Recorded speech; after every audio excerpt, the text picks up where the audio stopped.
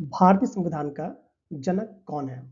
Options है A Jawaharlal Nehru, B Mahatma Gandhi, C doctor B R Ambedkar और D doctor Rajendra Prasad ji. उम्मीद है आपने इसका आंसर लगा लिया होगा कि जो भारतीय संविधान है इसके जनक कौन थे। तो आपको पता है भारतीय संविधान का जनक हम डॉक्टर बी आर अम्बेडकर साहब को कहते हैं। इन्हें हम भारतीय संविधान का जनक कहते हैं, पुरोधा कहते हैं। और ये किस समिति के अध्यक्ष थे? तो आपको पता होगा संविधान सभा में जो प्रारूप समिति है जिसको हम ड्राफ्टिंग कमेटी कहते हैं, उसके अध्यक्ष भी कौन थे? आपके डॉक्टर बी आर अम्बेडकर साहब थे। और इन्हें हम आधुनिक मनु की उपाधि भी देते हैं। ठीक है, आइए अगला क्वेश्चन देखते हैं। भारतीय राजनीति में सर्वोच्च कौन है? ठीक है, ऑप्शन है ए सर्वोच्च न्यायालय, बी संविधान, सी संसद और डी राष्ट्रपति। उम्मीद है आपने इसका आंसर लगा लिया होगा क्योंकि आप जानते हैं जो भारतीय राजनीति है इसमें जो सर्वोच्च स्थान है वो किसका है? तो हमारे संविधान का क्या है? सर्वोच्च स्थान है। इसको आप याद रखिएगा।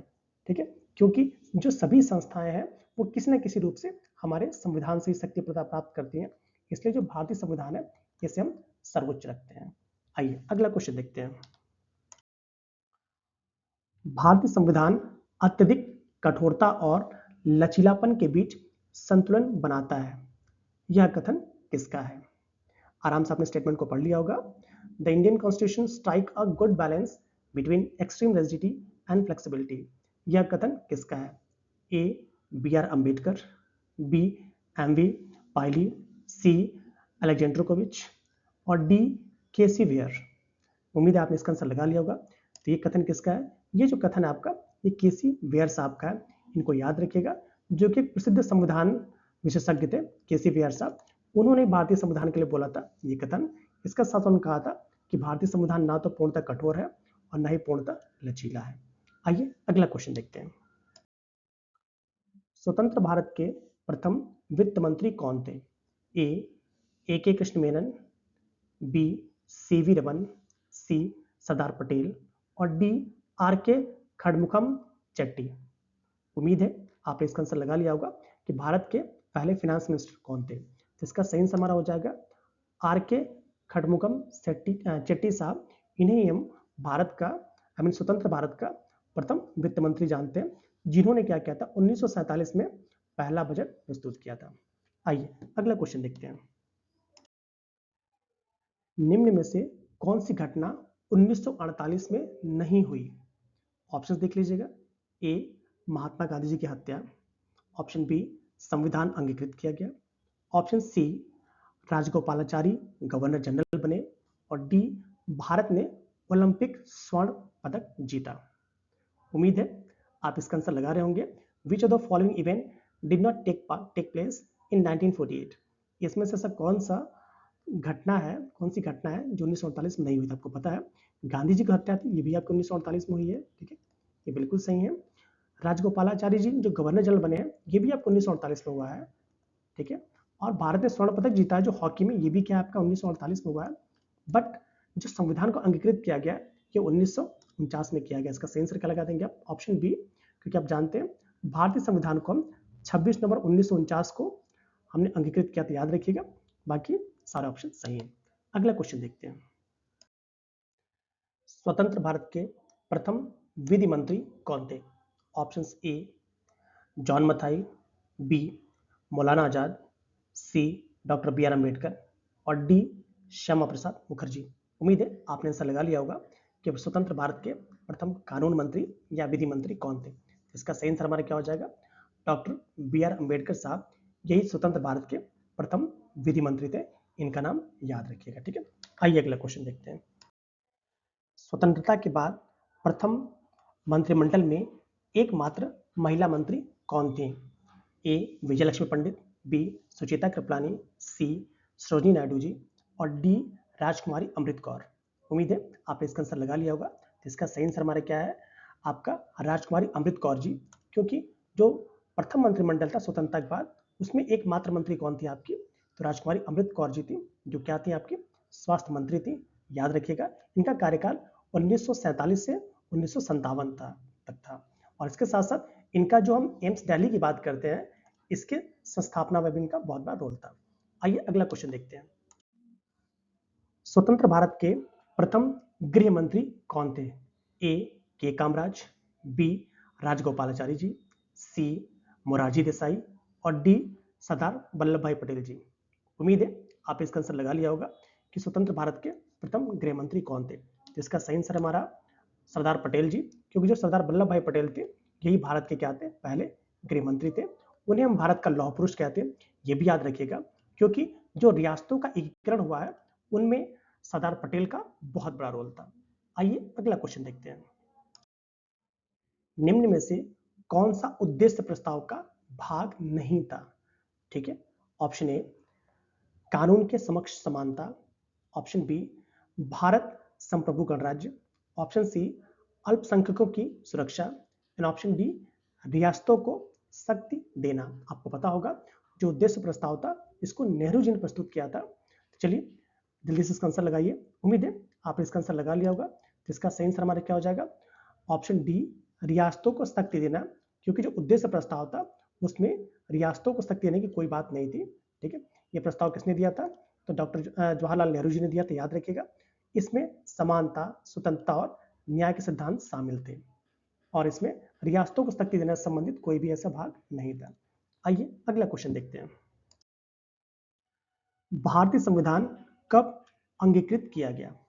ऑप्शन ए 26 अक्टूबर 1949, ऑप्शन बी 26 नवंबर 1949, ऑप्शन डी 26 दिसंबर 1949 और ऑप्शन डी 26 जनवरी 1950।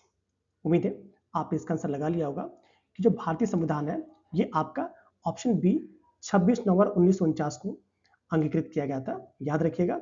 और लागू कब हुआ? तो 26 जनवरी 1950 को लागू हुआ था।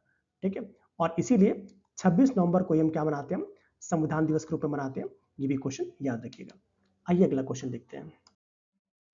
भारत की संविधान सभा के प्रथम अध्यक्ष कौन थे? A doctor Rajendra Prasad, B Sachchidanand Sinha, C Jawaharlal Nehru and D Morarji Desai. उम्मीद है आपने इसका आंसर लगा लिया होगा कि भारतीय संविधान सभा के प्रथम अध्यक्ष कौन थे। जिसका सही आंसर हमारा सच्चिदानंद सिन्हा जी। जो डॉक्टर सच्चिदानंद सिन्हा जी थे ये संविधान सभा के पहले अस्थायी अध्यक्ष थे, इनका नाम याद रखिएगा। इनको 9 दिसंबर 1946 को जो प्रथम बैठक हुई थी तो इसका अध्यक्ष इनको चुन लिया गया था। इसके बाद फिर 11 दिसंबर को जो दूसरी बैठक हुई थी तो उसमें डॉक्टर राजेंद्र प्रसाद जी को स्थायी अध्यक्ष चुना गया था, ये भी याद रखिएगा। अगला क्वेश्चन देखते हैं। संविधान सभा के संवैधानिक सलाहकार कौन थे? A Sachchidanand Sinha, B B N Rau, C H N Kunzru और डी वी एन मेनन। उम्मीद है आपने इसका आंसर लगा लिया होगा, क्योंकि आप जानते हैं जो संविधान सभा के जो संवैधानिक सलाहकार थे वो बी एन राव साहब थे। तो ऑप्शन क्या लगाएंगे आप? ऑप्शन बी एन राव साहब को हम संविधान सभा का संवैधानिक सलाहकार कहते हैं। तो इनका नाम बिल्कुल याद रखिएगा, क्योंकि जो प्रारूप बनाया गया था संविधान का उसमें इनका बहुत बड़ा रोल था। आइए अगला क्वेश्चन देखते हैं। संविधान सभा के अस्थायी अध्यक्ष कौन थे?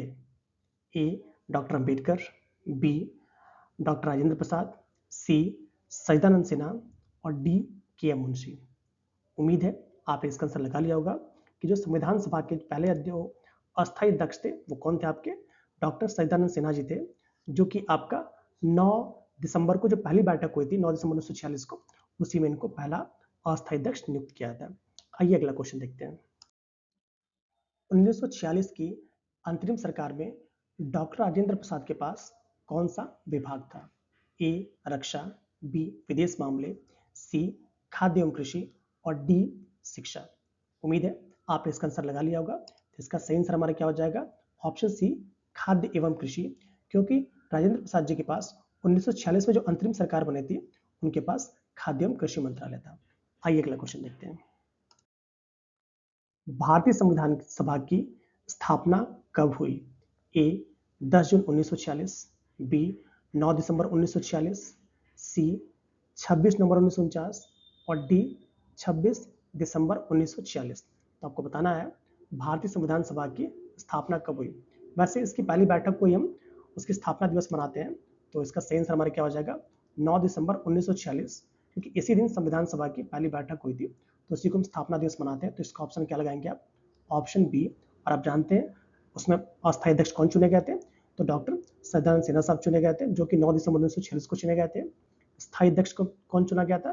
तो डॉक्टर राजेंद्र प्रसाद जी चुने गए थे, जो कि 11 दिसंबर 1946 को चुने गए थे। संवैधानिक सलाहकार कौन थे? तो बताएंगे सर बी एन राव साहब थे। समय सीमा कितनी लगी थी संविधान बनाने में? तो बताएंगे आप 2 वर्ष 11 माह 18 दिन लगे थे। और हमने संविधान को अपनाया कब था?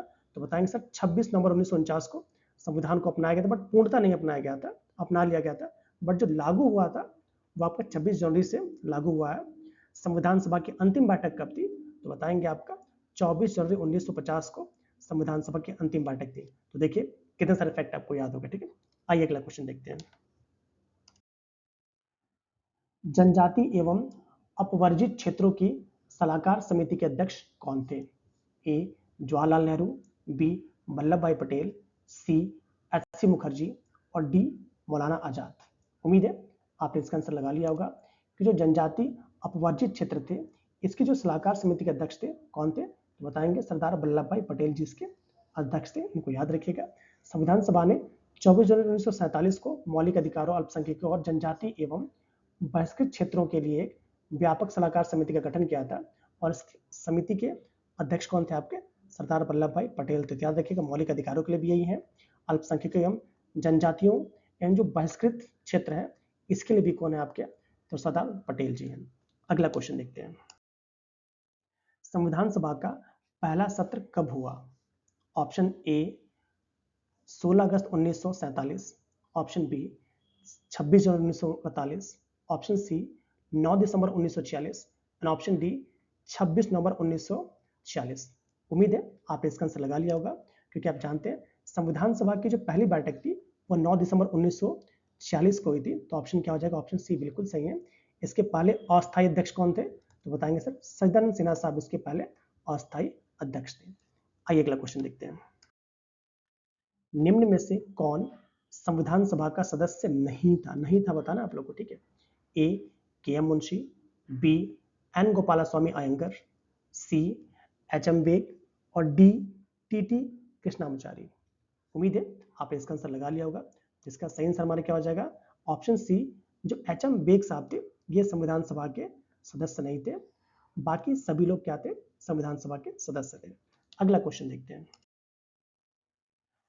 11 दिसंबर 1946 को संविधान सभा के स्थायी अध्यक्ष कौन चुने गए? ए जवाहरलाल नेहरू, बी डॉक्टर राजेंद्र प्रसाद, सी डॉक्टर अंबेडकर और डी मौलाना आजाद। उम्मीद है आपने इसका आंसर लगा लिया होगा, जिसका सही आंसर हमारा क्या हो जाएगा? डॉक्टर राजेंद्र प्रसाद, क्योंकि 11 दिसंबर 1946 को जो पहले स्थायी अध्यक्ष चुने गए थे वो डॉक्टर राजेंद्र प्रसाद जी थे। अगर ये हमसे अस्थायी अध्यक्ष पूछता तो आप डॉक्टर सदानंद सिन्हा जी का नाम लेते। आइए अगला क्वेश्चन देखते हैं। संविधान सभा के गठन के चुनाव किस योजना के तहत हुए? ठीक है, ए साइमन कमीशन, बी किस्म प्रस्ताव, सी कैबिनेट मिशन योजना और डी माउंटबेटन योजना। उम्मीद है आपने इसका आंसर लगा लिया होगा, तो इसका सही आंसर हमारा क्या हो जाएगा? क्रिस्प मिशन योजना, क्योंकि आप जानते हैं संविधान सभा के जो गठन के चुनाव का जो आधार पूछा जाता है तो इसका सही आंसर क्या लगाएंगे आप? क्रिस्प मिशन योजना, और इसी के तहत संविधान सभा का गठन हुआ था। अगला क्वेश्चन देखते हैं। संविधान सभा का प्रथम अधिवेशन कब हुआ?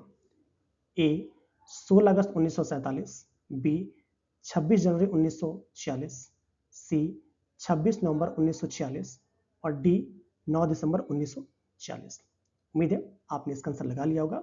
जो संविधान सभा का जो प्रथम अधिवेशन था ये कब हुआ था? तो बताएंगे ऑप्शन डी 9 दिसंबर 1946 को ही पहला अधिवेशन हुआ था। कहाँ हुआ था? न्यू दिल्ली में हुआ था, ये भी याद रखिएगा। और इसकी अध्यक्षता किसने की थी? तो अस्थायी अध्यक्ष थे, कौन थे? डॉक्टर सदानंद सिन्हा जी, इन्होंने इसकी अध्यक्षता की थी। और मुस्लिम लीग ने क्या कहते हैं इसका बहिष्कार किया था, ये भी याद रखिएगा। और इसी दिन को भारतीय संविधान निर्माण की प्रक्रिया को शुरुआत के रूप में माना जाता है। उसके अगले दिन जब बैठक हुई थी, दूसरी बैठक, वो 11 दिसंबर 1946 को हुई थी। और जो डॉक्टर राजेंद्र प्रसाद जी थे उन्हें उसके बाद स्थायी अध्यक्ष चुन लिया गया था। अगला क्वेश्चन देखते हैं। संविधान सभा ने संविधान को अंतिम रूप देने में कितना समय लिया? ए 2 वर्ष 11 माह 18 दिन, ऑप्शन बी 2 वर्ष 11 माह 21 दिन, ऑप्शन सी 2 वर्ष 18 माह 11 दिन। ऑप्शन डी 2 वर्ष 21 माह 18 दिन। उम्मीद है आपने इसका आंसर लगा लिया होगा, क्योंकि जो संविधान सभा थी इसको बनाने में जो अंतिम समय लगा था वो कितना लगा था? 2 वर्ष 11 माह 18 दिन लगे। तो ऑप्शन क्या हो जाएगा? ऑप्शन हमारा ए बिल्कुल सही है। ठीक है, आप जानते हैं इसका कार्यकाल कब तक था संविधान सभा का? तो बताएंगे सर 9 दिसंबर 1946 से 26 नवंबर 1949 तक इसका क्या था? कार्यकाल था। कुल कितनी बैठकें हुई थी? तो बताएंगे सर कुल 11 बैठकें हुई थी, ये भी याद रखिएगा। और कितने दिन बैठकें चली थी? तो बताएंगे सर 165 दिन बैठकें चली थी। उसमें कितने दिन संविधान पर चर्चा हुई? तो बताएंगे सर 144 दिन संविधान पर चर्चा हुई थी। लगभग कितने रुपए खर्च हुए थे? तो बताएंगे सर 64 लाख रुपए खर्च हो गए थे।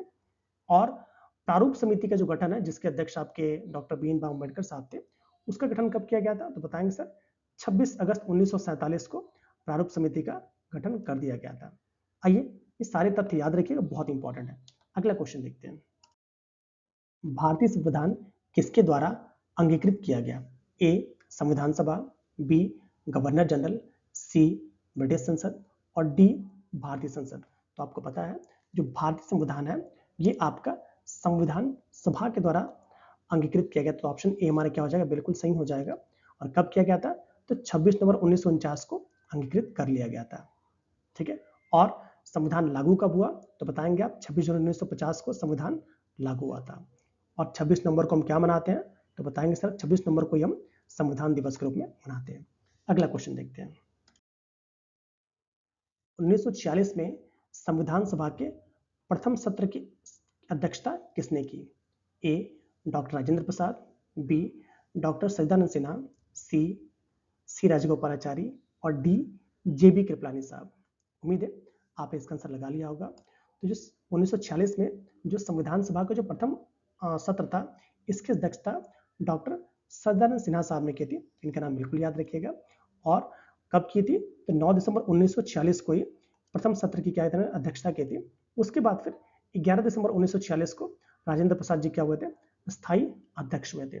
पूछा जाता है कि संविधान सभा के उपाध्यक्ष कौन थे? तो याद रखिएगा हर्षचंद्र मुखर्जी जी, जिनको हम एस सी मुखर्जी के नाम से जानते हैं। तो एस सी मुखर्जी साहब क्या थे? तो संविधान सभा के उपाध्यक्ष थे। इनका नाम भी याद रखिएगा। अगला क्वेश्चन देखते हैं। सितंबर 1949 में संविधान सभा ने हिंदी को भारत संघ की डैश भाषा का दर्जा दिया। ए राजभाषा, बी राष्ट्रभाषा, सी लोक भाषा और डी संपर्क भाषा। उम्मीद है आपने इसका आंसर लगा लिया होगा। तो इसका सही आंसर हमारा क्या हो जाएगा? ए राजभाषा। क्योंकि आप जानते हैं हिंदी को संविधान के अनुच्छेद 343 के थ्रू राजभाषा घोषित किया गया, याद रखिएगा। और देवनागरी लिपि को आधिकारिक लिपि के रूप में स्वीकार किया गया है। प्रारंभ में 15 वर्षों तक अंग्रेजी को सहायक भाषा रखा गया था, ये भी याद रखिएगा। हिंदी दिवस हम कब मनाते हैं? तो बताएंगे सर 14 सितंबर को हम हिंदी दिवस के रूप में मनाते हैं। अगला क्वेश्चन देखते हैं। राज्यसभा के सदस्यों के चुनाव के प्रावधान किस देश के संविधान से लिए गए हैं? Option A Japan, B Ireland, C America और डी हॉलैंड। उम्मीद है आपने इसका आंसर लगा लिया होगा। इसका सही आंसर हमारा क्या हो जाएगा? आयरलैंड। आप भी जानते हैं जो राज्यसभा के जो चुनाव का तरीका है हमने कहाँ से लिया है? इसको हमने आयरलैंड से लिया है। इसमें क्या होता है? तो इसमें आनुपातिक प्रतिनिधित्व की बात करते हैं और ये प्रणाली अपनाई गई है। और इसमें क्या होता है? एकल हस्तांतरी मत का उपयोग किया जाता है। ये सारे तथ्य आप याद रखिएगा, ठीक है। इसमें अप्रत्यक्ष चुनाव में कौन भाग लेता है? तो राज्य विधानसभाओं द्वारा भाग लिया जाता है। ये भी तथ्य याद रखिएगा, ठीक है। अगला क्वेश्चन देखते हैं। भारतीय संविधान में आपातकालीन प्रावधान किस देश से लिए गए हैं? A Australia, B Japan, C Germany और डी कनाडा। उम्मीद है आपने इसका आंसर लगा लिया होगा। तो इसका सही आंसर हमारा क्या है? Option C. आप भी जानते हैं जो आपातकालीन प्रावधान है इसे हमने जर्मनी के वाइमर संविधान से कहां से लिए हैं? जर्मनी के वाइमर संविधान को नाम याद रखिएगा, यही से हमने इसको लिया है। आपातकाल 3 प्रकार के कौन कौन से? राष्ट्रीय आपातकाल आर्टिकल 352 में, जिसमें युद्ध, बाहरी आक्रमण और सशस्त्र विद्रोह की बात करता है। आपका राज्य आपातकाल, जो कि आप जिसको राज्यपाल शासन भी कहते हैं, ये हमारा क्या अनुच्छेद 356 में है, जो राज्य की संवैधानिक विफलता के बाद इसको लगाया जाता है। और थर्ड हमारा क्या है? वित्तीय आपातकाल, जो कि आपका आर्टिकल 360 में है। ये कब होता है? जब वित्तीय संकट आ जाता है तब इसको लगाया जाता है। और एक बात याद रखिएगा, जब राष्ट्रीय आपातकाल लगता है तो जो मौलिक अधिकार है उसका आर्टिकल 19 क्या होता है, वो निलंबित हो जाता है, ये भी याद रखिएगा, ठीक है। और केंद्र की जो शक्ति होती है वो अत्यधिक बढ़ जाती है। आइए अगला क्वेश्चन देखते हैं। भारतीय संविधान में समवर्ती सूची किस देश से ली गई है? A USA, B Germany, C Canada और डी ऑस्ट्रेलिया। उम्मीद है आप इसका आंसर लगा लिया होगा। आप भी जानते हैं जो भारतीय संविधान में जो हम समवर्ती सूची की बात करते हैं, इसे हमने कहाँ से लिया है? तो इसे हमने ऑस्ट्रेलिया से लिया है। और आप जानते हैं समवर्ती सूची का काम क्या है? ताकि केंद्र और राज्यों के बीच में टकराव ना हो और दोनों किसी विषय पर कानून बना सके। ये इसका क्या है? एक हल निकाला गया है। टकराव की स्थिति में क्या होता है? जो अनुच्छेद 254 है इसके अनुसार केंद्र का कानूनी प्रभाव ज्यादा होता है। ये भी आप याद रखिए। जैसे एग्जांपल की बात करें, शिक्षा हो गया, वन हो गया, श्रम हो गया, विवाह हो गया, ये सभी क्या है? समवर्ती सूची के विषय हैं जिसमें केंद्र और राज्य दोनों ही अपने कानून बना सकते हैं। ठीक है, आइए अगला क्वेश्चन देखते हैं। भारतीय संविधान का सबसे बड़ा स्रोत कौन था? A government of India act 1919, B government of India act 1935, C Indian independence act 1947 और D government of India act 1953। उम्मीद है आपने इसका आंसर लगा लिया होगा। तो इसका सही आंसर हमारा क्या हो जाएगा? Option B government of India act 1935। ठीक है, जो संविधान का क्या है? सबसे बड़ा स्रोत है और लगभग हमने 250 से अधिक प्रावधान इसी से ले लिए हैं। ये बिल्कुल आप याद रखिएगा। आइए अगला क्वेश्चन देखते हैं। प्रस्तावना में स्वतंत्रता, समानता और बंधुत्व शब्द किस देश से लिए गए हैं? A Russia, B France, C Ireland और डी अमेरिका। उम्मीद है आपने इसका आंसर लगा लिया होगा। तो इसका सही आंसर हमारा क्या हो जाएगा? आपका ऑप्शन बी फ्रांस। आप भी जानते हैं जो फ्रांसीसी क्रांति थी 1789 की आदर्श वाक्य थे स्वतंत्रता, समानता और बंधुत्व, जिसे हम लिबर्टी, इक्वालिटी और फ्रेटर्निटी कहते हैं। तो कहाँ से हमने लिया? जिससे हमने आपका फ्रांस से लिया, याद रखिएगा। और भारतीय प्रस्तावना में क्या ये शामिल है। आइए अगला क्वेश्चन देखते हैं। संसदीय शासन प्रणाली किस देश से ली गई है?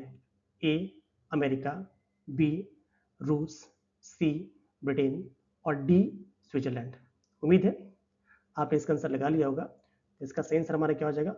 Option C Britain. आप भी जानते हैं कि हमने जो संसदीय शासन प्रणाली इसे हमने कहाँ से लिया? इसे हमने ब्रिटेन से लिया है। इसमें क्या क्या विशेषताएं हैं? तो मंत्रिपरिषद की सामूहिक उत्तरदायित्व की बात करता है। प्रधानमंत्री जो वास्तविक कार्यपालिका को चलाता है उसकी बात करते हैं। राष्ट्रपति या राज्यपाल जो होता है वो नाम मात्र का प्रमुख होता है और लोकसभा के प्रति मतलब क्या होता है? उत्तरदायी होता है। किसकी बात कर रहे हैं? मंत्रिपरिषद की। मंत्रिपरिषद क्या होती है? लोकसभा के प्रति उत्तरदायी होती है। ठीक है, ये सारे के सारे प्रावधान हमने कहाँ से लिए हैं? तो इसको हमने ब्रिटेन से लिया। तो ये सब तथ्य याद रखिएगा। अगला क्वेश्चन देखते हैं। भारतीय संविधान में संघवाद किस देश से लिया गया है? ए यूएई, बी यूएसए, सी ऑस्ट्रेलिया और डी कनाडा। उम्मीद है आपने इसका आंसर लगा लिया होगा। तो इसका सही आंसर हमारा हो जाएगा ऑप्शन डी। आप भी जानते हैं कि हमने जो भारतीय संविधान में संघवाद की बात है इसलिए हमारा कनाडा से प्रेरित है, कनाडा के संघीय ढांचे से, याद रखिएगा। जो कि जिसमें क्या होता है? सेंटर जो होता है बहुत ही स्ट्रांग होता है, मजबूत स्थिति में होता है और जो अवशिष्ट शक्तियां होती हैं वो क्या होती है? वो केंद्र के पास होती हैं। जैसे आपने देखा था समवर्ती सूची में जो कानून बनाने का जो ज्यादा अधिकार है वो केंद्र के पास है, आर्टिकल 254 के थ्रू। और भारत में क्या है? संघीय व्यवस्था प्लस एकात्मक झुकाव दोनों है। और हमने कहां से इसको लिया है? तो बताएंगे सर, इसे हमने कनाडा से लिया है। अगला क्वेश्चन देखते हैं। भारत में एकल नागरिकता किस देश से ली गई है? ए ब्रिटेन, बी दक्षिण अफ्रीका, सी फ्रांस और डी अमेरिका। उम्मीद है आपने इसका आंसर लगा दिया होगा। तो इसका सही आंसर हमारा क्या हो जाएगा? Option A. हमारे यहाँ जो एकल नागरिकता की बात करते हैं ये हमने कहां से लिया है? ये हमने ब्रिटेन से लिया है।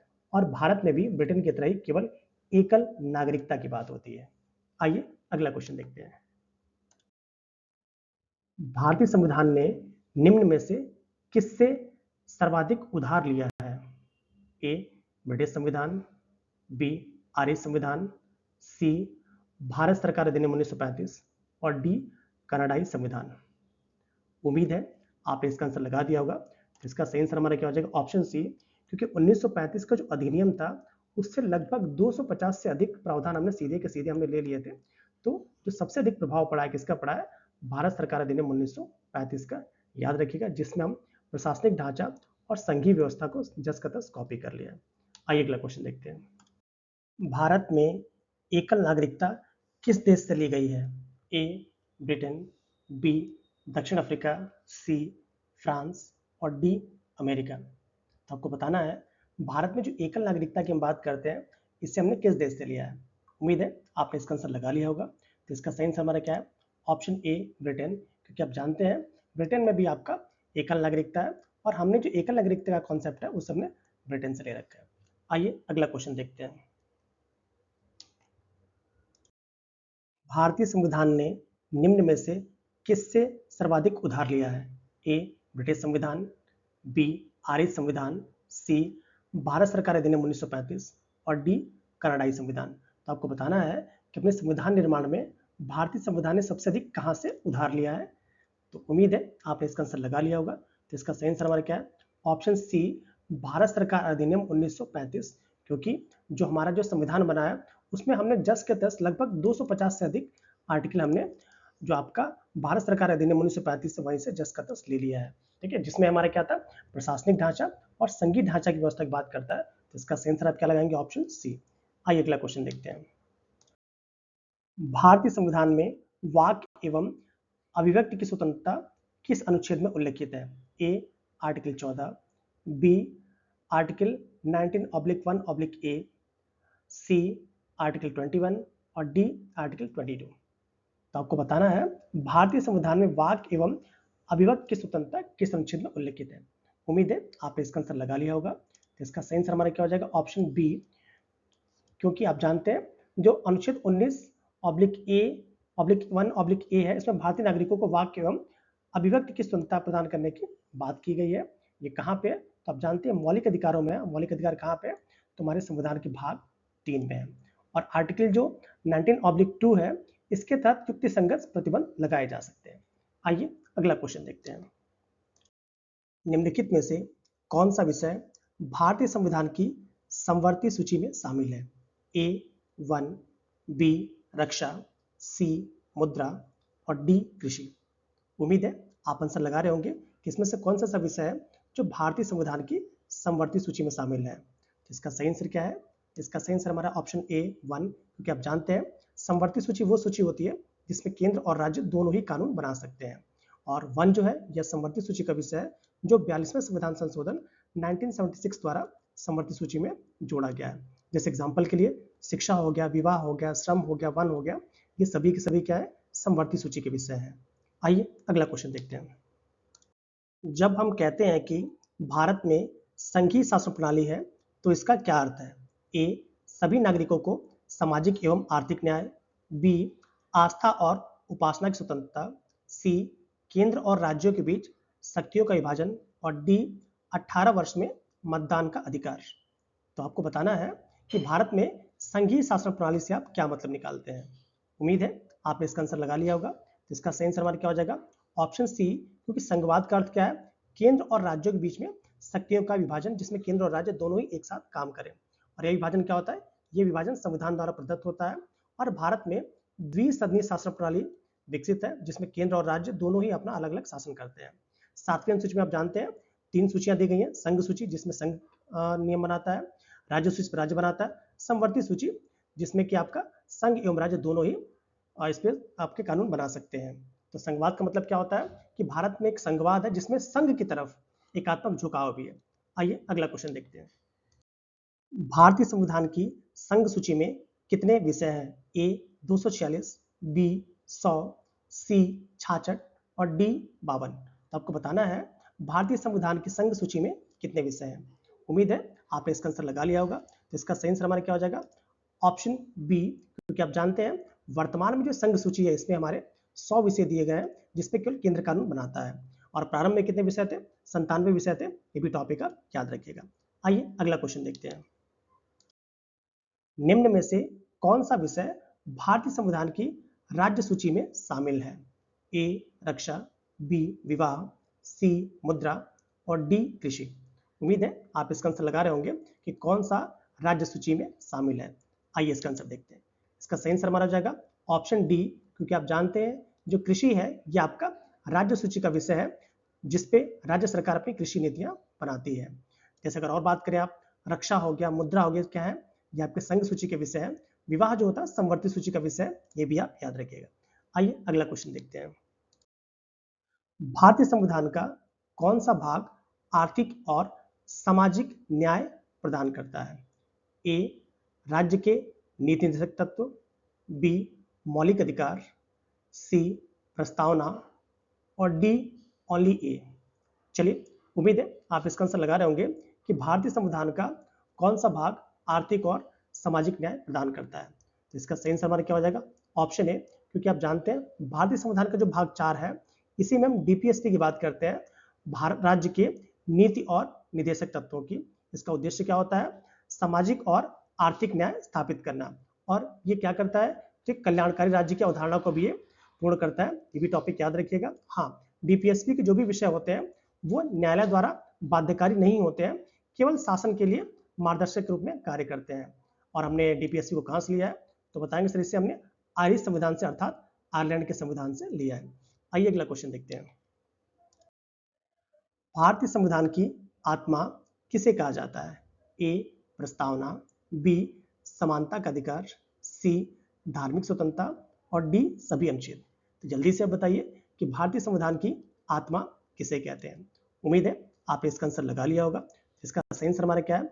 ऑप्शन ए, जो हमारा प्रस्तावना या प्रियम्बल है, इसे ही हम भारतीय संविधान की आत्मा कहते हैं। भारतीय संविधान के उद्देश्य, आदर्श और दर्शन सभी इसी में निहित है। और आप जानते हैं इसके प्रमुख शब्द क्या है, जैसे संप्रभुता, समाजवाद, धर्मनिरपेक्षता, लोकतंत्र, गणराज्य, ये सभी के सभी क्या है, ये हमारे प्रियम्बल के मेन पॉइंट्स हैं। एक और बात याद रखिएगा, जो 42वां संविधान संशोधन था जो 1976 में हुआ था, इसके द्वारा समाजवादी और धर्मनिरपेक्ष वर्ड भी जोड़े गए थे। आइए अगला क्वेश्चन देखते हैं। भारतीय संविधान की 11वीं अनुसूची किससे संबंधित है?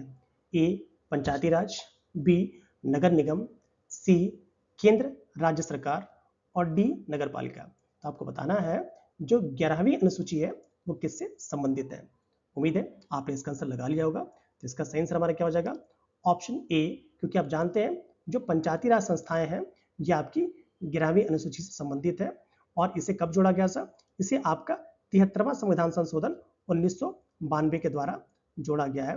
इसका संबंध किससे है? तो स्थानीय स्वशासन से है, आई मीन पंचायती राज संस्थानों से है। इसको याद रखिएगा। इसमें कुल कितने विषय दिए गए? तो इसमें आपके 29 विषय दिए गए, ये टॉपिक भी याद रखिएगा। और पंचायतों को क्या किया गया? संवैधानिक दर्जा दिया गया है। हमारे यहाँ भारत में त्रिस्तरीय व्यवस्था की गई, इसमें आपका ग्राम पंचायत, पंचायत समिति और जिला परिषद की बात करते हैं। अगर अनुच्छेद की बात करेंगे तो बताएंगे सर, ये आपका 243 से 243 ओ तक ये पंचायत से संबंधित है। और इसकी मूल इकाई क्या होती है? जो ग्राम सभा होती है, इसे ही हम पंचायत की मूल इकाई मानते हैं या पंचायती राज की मूल इकाई मानते हैं। आइए अगला क्वेश्चन देखते हैं। भारतीय संविधान में 9वीं अनुसूची किस प्रधानमंत्री के कार्यकाल में जोड़ी गई? ए जवाहरलाल नेहरू, बी लाल बहादुर शास्त्री, सी इंदिरा गांधी और डी मोरारजी देसाई। तो आपको बताना है जो 9वीं अनुसूची है इसे हमने किस प्रधानमंत्री के कार्यकाल में जोड़ा है। उम्मीद है आपने इसका आंसर लगा लिया होगा। तो इसका सही आंसर हमारा क्या है? ऑप्शन ए, क्योंकि आप जानते हैं जो 9वीं अनुसूची है ये प्रथम संविधान संशोधन के द्वारा जोड़ी गई थी। कब जोड़ी गई थी? 1951 में जोड़ी गई थी। इसका उद्देश्य क्या था? भूमि सुधार और कानूनों की न्यायिक समीक्षा से बचाना। प्रारंभ में इसमें केवल 13 अधिनियम शामिल थे, बट वर्तमान में इसमें 280 से अधिक कानून शामिल हैं। और हाँ, इसमें पहले क्या था कि इसमें आप न्यायिक समीक्षा नहीं कर सकते थे, बट 2007 के बाद सुप्रीम कोर्ट ने यह कहा है कि अगर इस संविधान की मूल संरचना के विरुद्ध होता है तो हम इसकी समीक्षा कर सकते हैं। आइए अगला क्वेश्चन देखते हैं। भारतीय संविधान का कौन सा भाग नगर पालिकाओं से संबंधित है? ए भाग 9, बी भाग 4 क, सी भाग 9 क और डी भाग 7। उम्मीद है आपने इसका आंसर लगा लिया होगा कि भारतीय संविधान का कौन सा भाग नगर पालिकाओं से संबंधित है। तो आइए इसका आंसर देखते हैं। इसका सही आंसर हमारा क्या हो जाएगा? ऑप्शन सी, क्योंकि आप जानते हैं जो भारतीय संविधान का भाग 9 क है या 9 ए है, इसमें 74वें संविधान संशोधन के द्वारा जोड़ा गया था। इसमें क्या करते हैं हम, आपका 1992 के द्वारा जोड़ा गया है। और इसमें हम अनुच्छेद 243 बी से 243 जेड जी में नगरपालिकाओं से संबंधित जो प्रावधान है इसकी बात करते हैं। किससे? नगरपालिका से संबंधित। इसमें क्या करते हैं, जो शहरी निकाय है जिसमें आपका नगर निगम आता है, नगर पालिका आता है, नगर पंचायत आता है, इसको कार्य करने के लिए 18 विषय दिए गए हैं और 21 अनुसूची में आता है, तो ये आपका 12वीं अनुसूची में आता है। इस टॉपिक को भी याद रखिएगा। आइए अगला क्वेश्चन देखते हैं। वर्तमान में भारतीय संविधान में कितनी अनुसूचियां हैं? ए 8, बी 12, सी 14 और डी 10। तो आपको बताना है वर्तमान में भारतीय संविधान में कितनी अनुसूचियां हैं। उम्मीद है आप इसका आंसर लगा लिया होगा। तो इसका सही आंसर हमारा क्या हो जाएगा? ऑप्शन बी, क्योंकि आप जानते हैं वर्तमान में जो भारतीय संविधान है इसमें आपकी 12 अनुसूचियां हैं। हाँ, जो मूल संविधान था उसमें कितनी अनुसूचियां थी? उसमें आपकी 8वीं अनुसूचियां थी।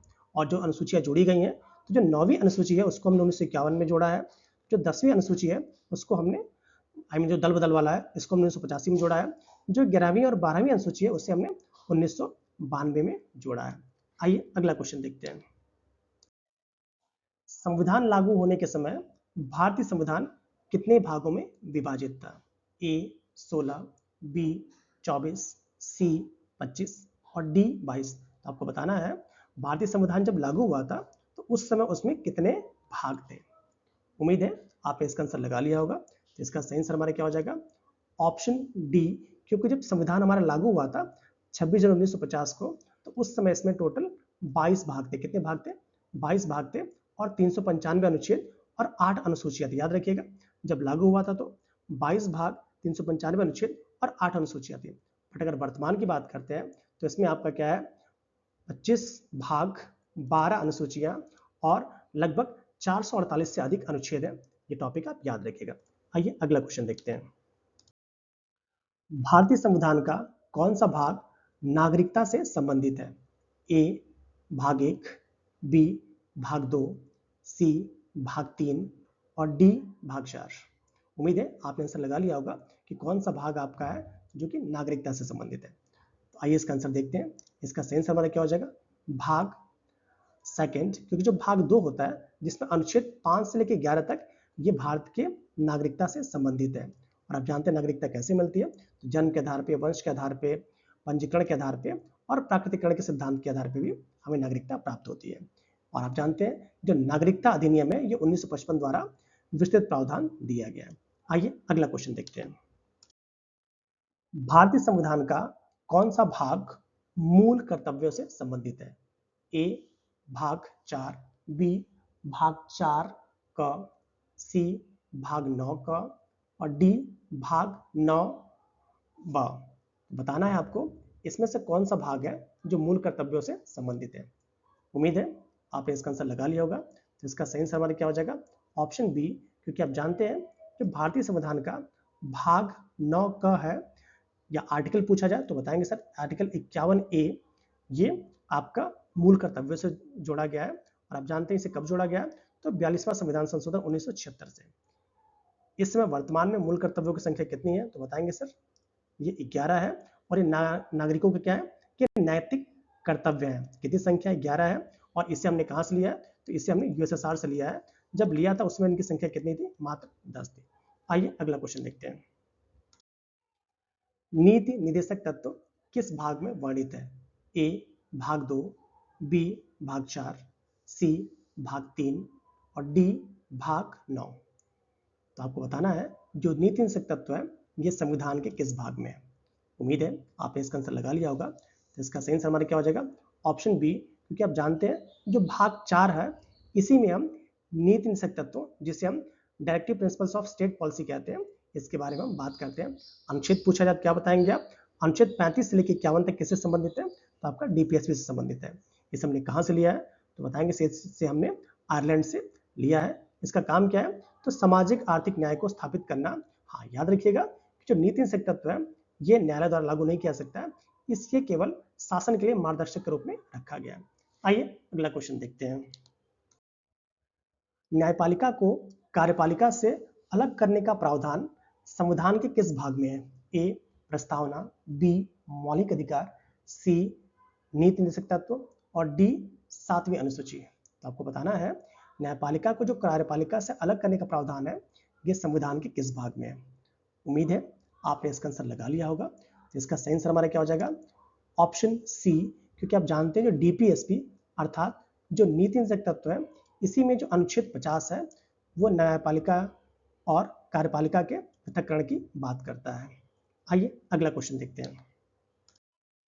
भारतीय संविधान की 10वीं अनुसूची किससे संबंधित है? ए भाषाएं, बी दल बदल विरोधी कानून, सी अनुसूचित क्षेत्र और डी चुनाव। तो आपको बताना है जो भारतीय संविधान की 10वीं अनुसूची है वो किससे संबंधित है। उम्मीद है आपने इसका आंसर लगा लिया होगा। तो इसका सही आंसर हमारा क्या हो जाएगा? ऑप्शन बी, क्योंकि जो दल बदल विरोधी कानून है ये आपका 92वें संविधान संशोधन के द्वारा 1985 में जोड़ा गया था, जिसका काम क्या था? दल बदल को रोकने हेतु कानून को बनाना। और इसका निर्णय कि एंटी डिफेक्शन लॉ लागू हुआ कि नहीं लागू हुआ, इसका निर्णय जो अध्यक्ष है, जो स्पीकर साहब होते हैं, वह इसका निर्णय लेते हैं। आइए अगला क्वेश्चन देखते हैं। भारतीय संविधान में 9वीं अनुसूची किस प्रधानमंत्री के कार्यकाल में जोड़ी गई? ए जवाहरलाल नेहरू, बी लाल बहादुर शास्त्री, सी इंदिरा गांधी और डी मोरारजी देसाई। तो आपको बताना है जो 9वीं अनुसूची है इसे हमने किस प्रधानमंत्री के कार्यकाल में जोड़ा है। उम्मीद है आपने इसका आंसर लगा लिया होगा। तो इसका सही आंसर हमारा क्या है? ऑप्शन ए, क्योंकि आप जानते हैं जो 9वीं अनुसूची है ये प्रथम संविधान संशोधन के द्वारा जोड़ी गई थी। कब जोड़ी गई थी? 1951 में जोड़ी गई थी। इसका उद्देश्य क्या था? भूमि सुधार और कानूनों की न्यायिक समीक्षा से बचाना। प्रारंभ में इसमें केवल 13 अधिनियम में शामिल थे, बट वर्तमान में इसमें 280 से अधिक कानून शामिल हैं। और हाँ, इसमें पहले क्या था कि इसमें आप न्यायिक समीक्षा नहीं कर सकते थे, बट 2007 के बाद सुप्रीम कोर्ट ने यह कहा है कि अगर इस संविधान की मूल संरचना के विरुद्ध होता है तो हम इसकी समीक्षा कर सकते हैं। आइए अगला क्वेश्चन देखते हैं।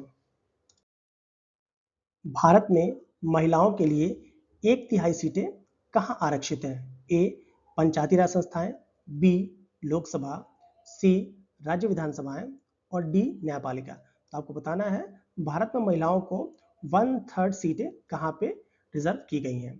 तो उम्मीद है आपने इसका आंसर लगा लिया होगा। तो इसका सही आंसर हमारा क्या हो जाएगा? ऑप्शन ए, क्योंकि आप जानते हैं जो पंचायती राज संस्थाएं हैं यहीं पर महिलाओं को 1/3 रिजर्वेशन दे दिया गया है। और हाँ, कुछ राज्यों में तो 50% तक आरक्षण दे दिया गया महिलाओं को, जिसमें एक राज्य आपका बिहार भी है। जो बिहार है इसमें आपका जो पंचायती राज संस्थाएं हैं इसमें 50% का रिजर्वेशन महिलाओं को दे दिया गया। आइए अगला क्वेश्चन देखते हैं। भारत का राष्ट्रपति किस अनुच्छेद के तहत राष्ट्रीय आपातकाल की घोषणा कर सकता है? A article 352, B article 247, C article 246 और डी आर्टिकल 292। तो आपको बताना है राष्ट्रपति जी किस आर्टिकल के थ्रू राष्ट्रीय आपातकाल की घोषणा कर सकते हैं। उम्मीद है आपने इसका आंसर लगा लिया होगा। तो इसका सही आंसर हमारा क्या हो जाएगा?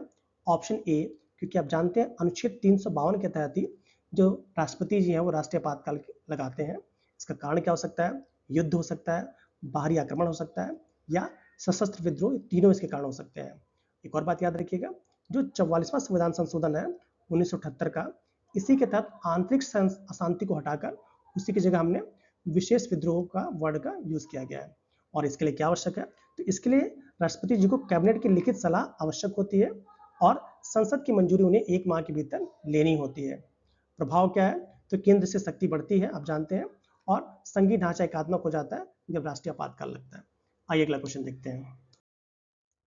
राष्ट्रपति किस अनुच्छेद के तहत लोकसभा को भंग कर सकता है? ए अनुच्छेद 85, बी अनुच्छेद 95, सी अनुच्छेद 356 और डी अनुच्छेद 365। तो आपको बताना है राष्ट्रपति जी किस आर्टिकल के थ्रू लोकसभा को भंग कर सकते हैं। उम्मीद है आपने इसका आंसर लगा लिया होगा। तो इसका सही आंसर हमारा क्या हो जाएगा? ऑप्शन ए, आर्टिकल 85 के थ्रू जो राष्ट्रपति जी हैं वो संसद का सत्र बुला सकते हैं, स्थगन कर सकते हैं और उसे भंग कर सकते हैं। ये बात बिल्कुल याद रखिएगा। और राष्ट्रपति जो है वो लोकसभा को भंग कर सकता है, ये भी आपको पता होगा। ये किस प्रकार कार्य करता है? तो प्रधानमंत्री की सलाह पर कार्य करता है, ये भी याद रखिएगा। लोकसभा का सामान्य कार्यकाल कितना होता है? 5 वर्ष का होता है। और किस आर्टिकल में? तो आर्टिकल 83 में। किस में है? आर्टिकल 83 में आपका लोकसभा के कार्यकाल की बात की गई, जो कि 5 वर्ष का है। आइए अगला क्वेश्चन देखते हैं। भारत के उपराष्ट्रपति को हटाने का प्रावधान संविधान के किस अनुच्छेद में है? ए अनुच्छेद 61, बी अनुच्छेद 63, सी अनुच्छेद 67 और डी अनुच्छेद 65। उम्मीद है आपने इसका आंसर लगा लिया होगा कि उपराष्ट्रपति जी को हटाने के जो प्रावधान है वो संविधान के किस अनुच्छेद में है। आइए इसका आंसर देखते हैं। इसका सही आंसर हमारा क्या हो जाएगा, ऑप्शन सी, क्योंकि आप जानते हैं उपराष्ट्रपति जी को हटाने का जो प्रावधान है वो संविधान के आर्टिकल 67 बी में है, और यह केवल प्रस्ताव जो है वो केवल राज्यसभा में लाया जा सकता है और लोकसभा द्वारा क्या हो सकता है, केवल इसका अनुमोदन करना आवश्यक होता है। और ऐसा प्रावधान लाने से पहले कम से कम 14 दिन का उन्हें नोटिस दिया जाता है। ठीक है, आइए अगला क्वेश्चन देखते हैं। भारतीय संविधान के कौन से अनुच्छेद भारतीय नागरिकता से संबंधित है? ए अनुच्छेद 330 से 337, बी अनुच्छेद 1 से 4, सी अनुच्छेद 5 से 11 और डी अनुच्छेद 1 से 5। तो आपको बताना है भारतीय नागरिकता से संबंधित जो अनुच्छेद है वो किस आर्टिकल में है। आइए तो इसका सही आंसर देखते हैं हम। इसका सही आंसर हमारा क्या हो जाएगा, ऑप्शन सी, क्योंकि आप जानते हैं जो आर्टिकल 5 से 11 है ये आपका भारतीय संविधान के नागरिकता टॉपिक से संबंधित है। तो इसका आंसर क्या लगाएंगे आप, ऑप्शन सी बिल्कुल सही है। भाग पूछता तो बताते हैं आप किस भाग में, तो ये आपका भाग 2 में पड़ता है, ये भी याद रखिएगा। और नागरिकता अधिनियम जो है 1955 द्वारा ये इसका विस्तृत नियम बनाया गया है। आइए अगला क्वेश्चन देखते हैं। भारतीय संविधान का कौन सा अनुच्छेद धन विधेयक की परिभाषा देता है? A article 110, B article 121, C article 56 और डी आर्टिकल 72। उम्मीद है आपने आंसर लगा लिया होगा कि धन विधेयक की परिभाषा कौन देता है या कौन सा अनुच्छेद देता है। तो इसका सही आंसर हमारा क्या हो जाएगा, ऑप्शन ए, क्योंकि आप जानते हैं धन विधेयक को जिसे मनी बिल कहते हैं, इसकी परिभाषा जो है ये आपका आर्टिकल 110 में है और यह केवल लोकसभा में प्रस्तुत किया जा सकता है। राज्यसभा केवल इसमें अपना सुझाव दे सकती है, वो भी क्या, 14 दिन के अंदर। और लोकसभा अध्यक्ष का निर्णय जो होता है वो अंतिम निर्णय होता है। हाँ, राष्ट्रपति की जो पूर्व अनुशंसा होती है वो इसके लिए आवश्यक होती है। आइए अगला क्वेश्चन देखते हैं। भारतीय संविधान के अनुच्छेद 36 से 51 किससे संबंधित है? ए नीति निषेध तत्व, बी मूल कर्तव्य, सी मौलिक अधिकार और डी संघ कार्यपालिका। उम्मीद है आपने इसका आंसर लगा लिया होगा कि भारतीय संविधान का जो अनुच्छेद 36 से 51 है वो किससे संबंधित है। इसका सही आंसर हमारा क्या हो जाएगा, ऑप्शन ए, क्योंकि आप जानते हैं जो आपका भाग 4 है इसमें आपका नीति निषेध तत्वों की बात की जाती है, जो कि आपका अनुच्छेद 36 से लेकर 51 तक की बात करते हैं, जिसमें हम सामाजिक, आर्थिक और राजनीतिक न्याय का भी लक्ष्य रखते हैं। और हाँ, ये न्यायालय द्वारा बाध्यकारी नहीं है, ये भी आपको पता होगा। आइए अगला क्वेश्चन देखते हैं। संघ लोक सेवा आयोग, जिसे हम यूपीएससी कहते हैं, किस अनुच्छेद के तहत स्थापित है? ए अनुच्छेद 122, बी अनुच्छेद 178, सी अनुच्छेद 315 और डी अनुच्छेद 300। तो आपको बताना है कि यूपीएससी है वो किस अनुच्छेद के तहत स्थापित किया गया है। उम्मीद है आपने इसका आंसर लगा लिया होगा। तो इसका सही आंसर हमारा क्या हो जाएगा, ऑप्शन सी, क्योंकि आप जानते हैं यूपीएससी को जो अनुच्छेद 315 के तहत स्थापित किया गया है और यूपीएससी संबंधित जो अनुच्छेद है वो कहाँ से है, तो 315 से लेके 323 तक किसमें आते हैं, ये आपका संघ लोक सेवा आयोग की बात करते हैं। और इसका कार्य, भर्ती, सलाह, ये सब इस पर याद रखिए। हाँ, यूपीएससी एक संवैधानिक संस्था है, ये भी आपको पता होगा, क्योंकि भाई जब आर्टिकल दे दिया गया तो क्या है, संवैधानिक निकाय है। अगला क्वेश्चन देखते हैं। भारत कल्याणकारी राज्य है, यह किस अनुच्छेद से स्पष्ट होता है? A article 38, B article 50, C article 362 और डी आर्टिकल 344। तो आपको बताना है भारत एक कल्याणकारी राज्य है, ये किस अनुच्छेद से स्पष्ट होता है। उम्मीद है आप इसका आंसर लगा लिया होगा। तो इसका सही आंसर हमारा क्या हो जाएगा, ऑप्शन ए, क्योंकि अनुच्छेद 38 क्या कहता है, ये एक सामाजिक, आर्थिक और राजनीतिक न्याय की बात करता है, जो कि राज्य को कल्याणकारी बनाने का एक निर्देश देता है। और ये क्या करता है, ये असमानताओं को कम करने की बात करता है और ये डीपीएसटी का क्या है, मुख्य उद्देश्य है। आइए अगला क्वेश्चन देखते हैं। लोकसभा के लिए न्यूनतम आयु कितनी है? ए 18 वर्ष, बी 21 वर्ष, सी 25 वर्ष और डी 30 वर्ष। तो आपको बताना है जो लोकसभा है इसके लिए न्यूनतम आयु कितनी है। उम्मीद है आपने इसका आंसर लगा लिया होगा। तो इसका सही आंसर हमारा क्या है, आपका ऑप्शन बी। आप जानते हैं लोकसभा का एक मेंबर बनने के लिए जो एक आयु होनी चाहिए, कम से कम 25 वर्ष होनी चाहिए। ठीक है, और इसका किस आर्टिकल में, तो बताएंगे सर, आर्टिकल 84 में इसका प्रावधान दिया गया है। और आप जानते हैं राज्यसभा का अगर मेंबर बनना हो तो 30 वर्ष उसके लिए न्यूनतम आयु है। आइए अगला क्वेश्चन देखते हैं। भारतीय संविधान का कौन सा अनुच्छेद प्रत्येक उच्च न्यायालय को रिट जारी करने की शक्ति देता है? A article 214, B article 227, C article 229 और डी आर्टिकल 226। तो आपको बताना है कौन सा अनुच्छेद है जो उच्च न्यायालय को रिट जारी करने की शक्ति प्रदान करता है।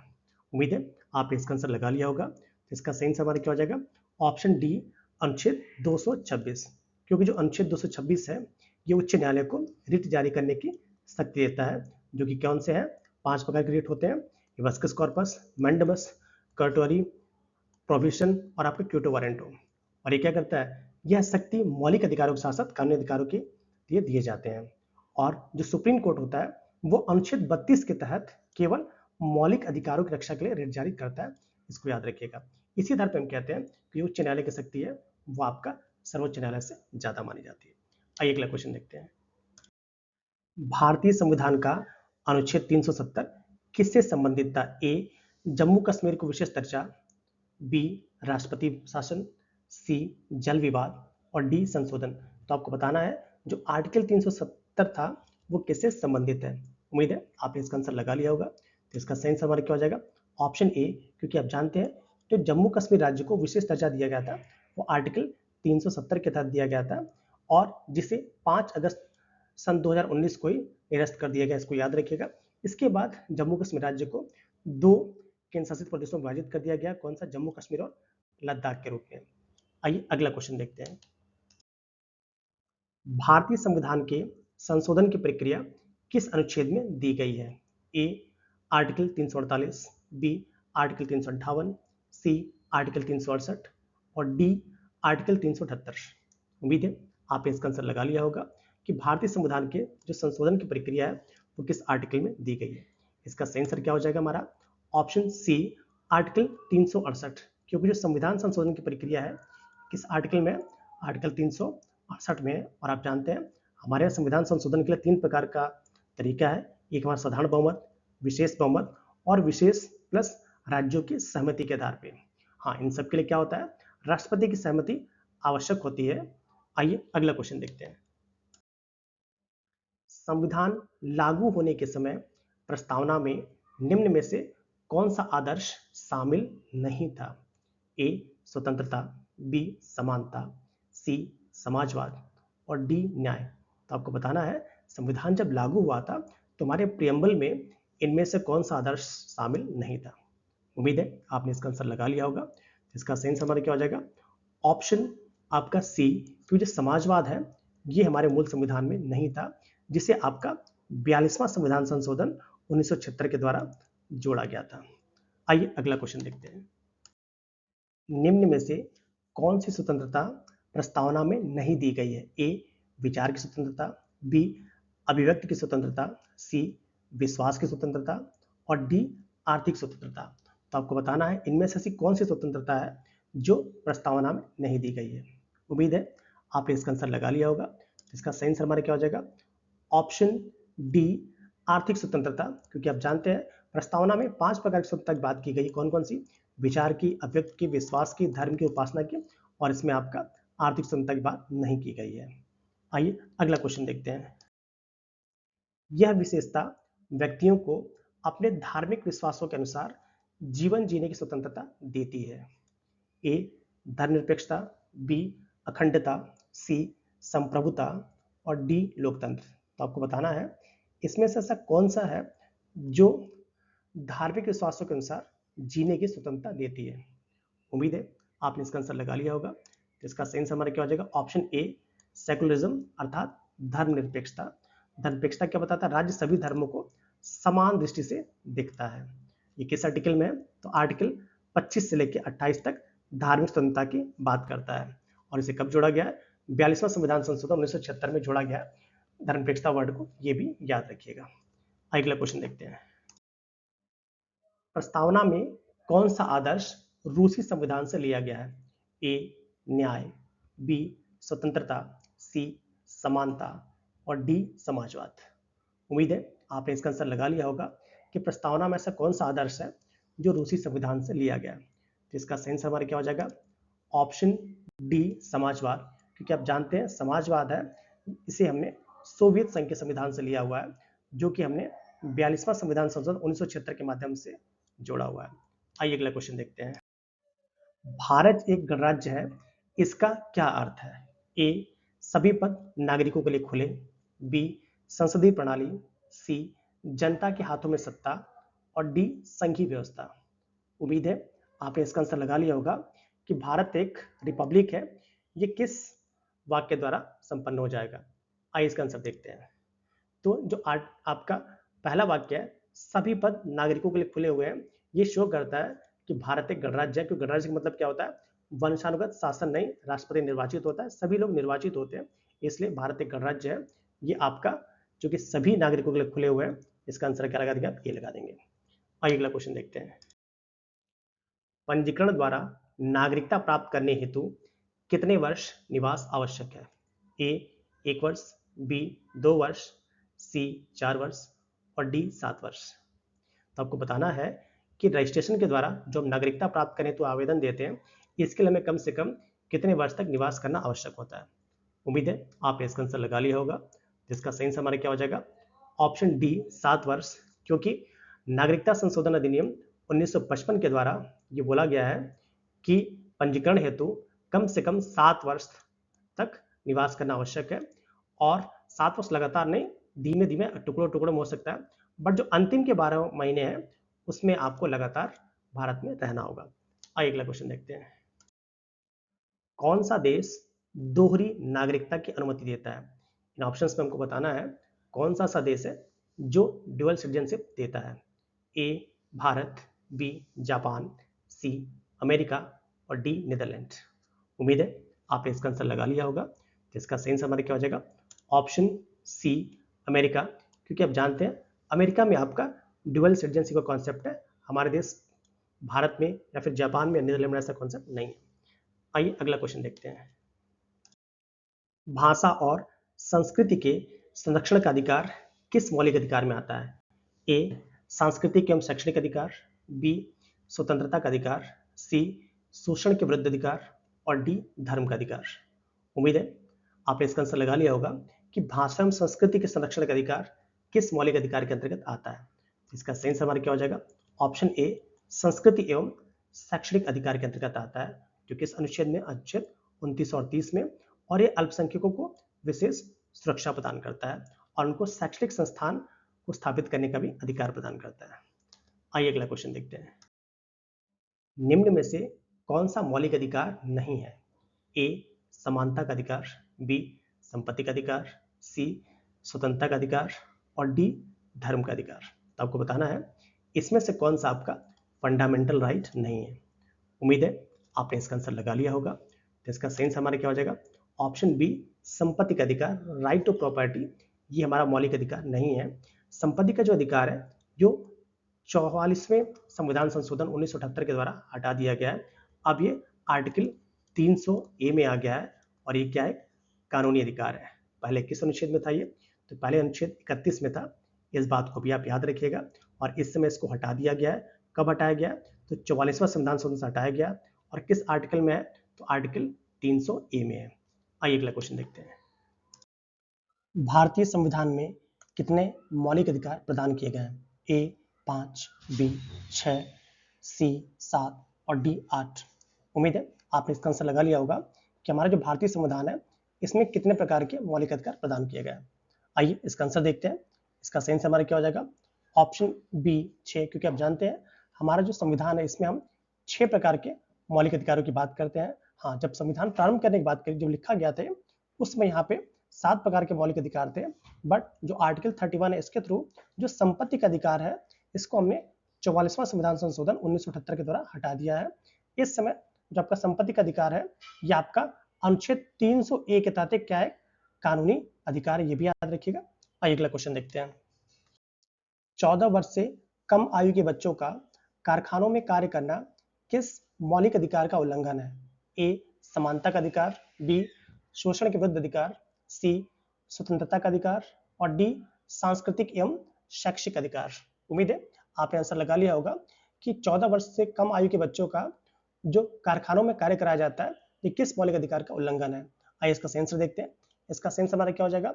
ऑप्शन बी शोषण के विरुद्ध अधिकार, क्योंकि आप जानते हैं कि अनुच्छेद 14 ये कहता है हमसे कि 14 वर्ष से कम आयु के जो बच्चे हैं इन्हें खतरनाक उद्योगों में आप नहीं लगा सकते हैं, और यह श्रम निषेध चाइल्ड लेबर प्रोहिबिशन का आधार है। और जो अनुच्छेद 23 है इसमें हम क्या बात करते हैं, मानव तस्करी एवं बंधुआ मजदूरी के निषेध की बात करते हैं। आइए अगला क्वेश्चन देखते हैं। मौलिक अधिकारों के संबंध में निम्न में से कौन सा कथन सही है? ए, इनकी संख्या असीमित है। बी, साधारण कानून द्वारा संरक्षित है।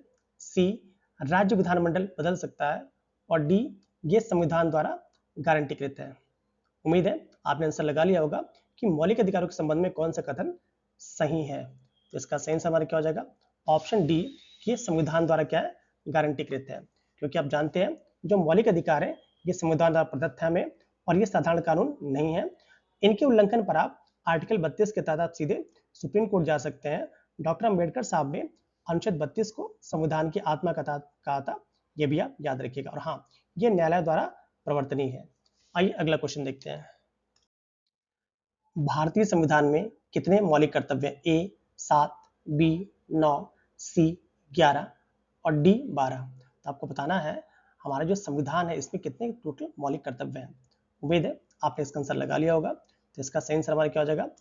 ऑप्शन सी, क्योंकि आप जानते हैं इस समय हमारे कितने हैं, इस समय हमारे पास 11 मौलिक कर्तव्य हैं।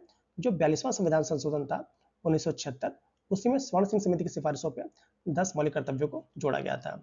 और जो 86वां संविधान संशोधन था 2002 में, इसके तहत हमारा 11वां मौलिक कर्तव्य जोड़ा गया है। और आप जानते हैं जो मौलिक कर्तव्य है ये आर्टिकल 51A में है, और ये न्यायालय द्वारा सीधे लागू नहीं किया सकता है।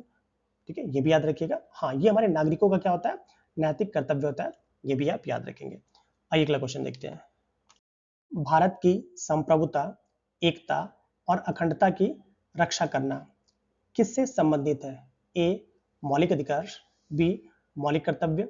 सी, प्रस्तावना। और डी, नीति निर्देशक तत्व। तो आपको बताना है जो भारत की संप्रभुता, एकता और अखंडता की रक्षा करने का जो प्रावधान है वो किससे संबंधित है। उम्मीद है आपने इसका आंसर लगा लिया होगा।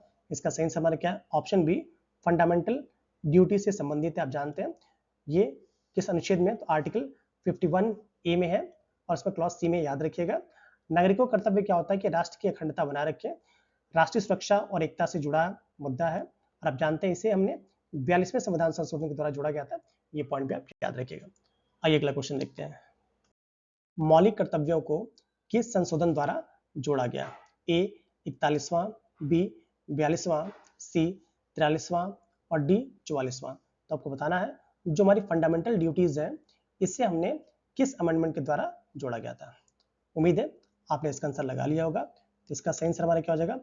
ऑप्शन बी, जो हमारा 42वां संविधान संशोधन है इसी के द्वारा 1976 में हमने मौलिक कर्तव्यों को जोड़ा गया था। किसकी सिफारिश पे? तो बताएंगे स्वर्ण सिंह समिति की सिफारिशों पर इसको जोड़ा गया था। और जो ये संविधान संशोधन था इसे हम मिनी कॉन्स्टिट्यूशन भी कहते हैं। ये पॉइंट भी आप याद रखेंगे। आइए अगला क्वेश्चन देखते हैं। संविधान में मौलिक कर्तव्य किस वर्ष जोड़े गए? ए 1976, बी 1950, सी 1948 और डी 2014। तो आपको बताना है हमारे संविधान में जो मौलिक कर्तव्य जोड़े गए हैं वो किस वर्ष जोड़े गए हैं। उम्मीद है आपने इसका आंसर लगा लिया होगा। इसका सही आंसर देखते हैं। इसका सही आंसर माना जाएगा 1976, क्योंकि आप जानते हैं जो हमारे संविधान में मौलिक कर्तव्य जोड़े गए हैं ये 42वें संविधान संशोधन 1976 के द्वारा जोड़े गए हैं। आइए अगला क्वेश्चन देखते हैं। निम्न में से कौन मौलिक कर्तव्य नहीं है? ए, प्रेस की स्वतंत्रता की रक्षा। बी, सार्वजनिक संपत्ति की रक्षा। सी, विरासत की रक्षा। और डी, एकता की रक्षा। तो आपको बताना है इसमें से कौन सा एक फंडामेंटल ड्यूटी नहीं है। उम्मीद है आपने इसका आंसर लगा लिया होगा। तो इसका सही आंसर हमारा क्या हो जाएगा? ऑप्शन ए, प्रेस की स्वतंत्रता की रक्षा, क्योंकि ये हमारा एक मौलिक कर्तव्य नहीं है। बाकी सारे क्या है?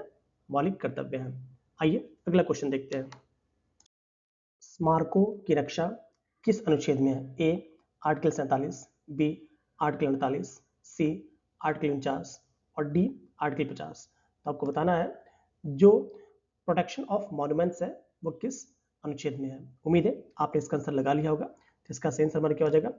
ऑप्शन सी, क्योंकि आप जानते हैं जो आर्टिकल 49 में है इसी में आपका यह राज्य का कर्तव्य है कि वह राष्ट्रीय महत्व के स्मारकों की रक्षा करे, और किसका भाग है तो आप जानते होंगे डीपीएसपी का भाग है। आइए अगला क्वेश्चन देखते हैं। वह श्रमिक नेता जो राष्ट्रपति बने, ए वीवी गिरी, बी नीलम संजीवा रेड्डी, सी के आर नारायणन और डी जाकिर हुसैन। तो आपको बताना है ऐसे कौन से श्रमिक नेता थे जो राष्ट्रपति बने। उम्मीद है आपने इसका आंसर लगा लिया होगा। तो इसका सही आंसर हमारा क्या हो जाएगा, ऑप्शन ए जो वीवी गिरी साहब थे वो प्रसिद्ध ट्रेड यूनियन के नेता थे जो भारत के चौथे राष्ट्रपति बने और वो श्रमिक आंदोलन से हमेशा जुड़े हुए थे। आइए अगला क्वेश्चन देखते हैं। राष्ट्रपति बनने के लिए कौन सी शर्त आवश्यक नहीं है। ए 35 वर्ष आयु होना, बी शिक्षित होना, सी लोकसभा के योग्य और डी भारत का नागरिक। तो आपको बताना है राष्ट्रपति बनने के लिए कौन सी शर्त आवश्यक नहीं है।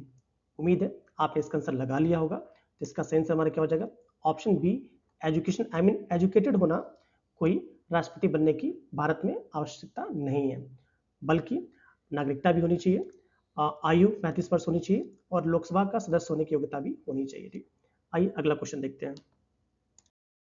निम्नलिखित में से कौन भारत के राष्ट्रपति बनने से पहले किसी राज्य के मुख्यमंत्री रह चुके थे। A doctor B D Jatti, B doctor Shankar Dayal Sharma, C doctor Rajendra Prasad और डी नीलम संजीव रेड्डी। तो आपको बताना है ऐसे कौन से राष्ट्रपति थे जो उससे पहले किसी राज्य के मुख्यमंत्री रह चुके थे। उम्मीद है आपने इसका आंसर लगा लिया होगा। तो इसका सही आंसर हमारा क्या हो जाएगा, ऑप्शन डी नीलम संजीव रेड्डी। आप जानते हैं इससे पहले क्या थे कि आंध्र प्रदेश के प्रथम मुख्यमंत्री रह चुके थे, इनको याद रखिएगा। उसके बाद में भारत के राष्ट्रपति बने थे। आइए अगला क्वेश्चन देखते हैं।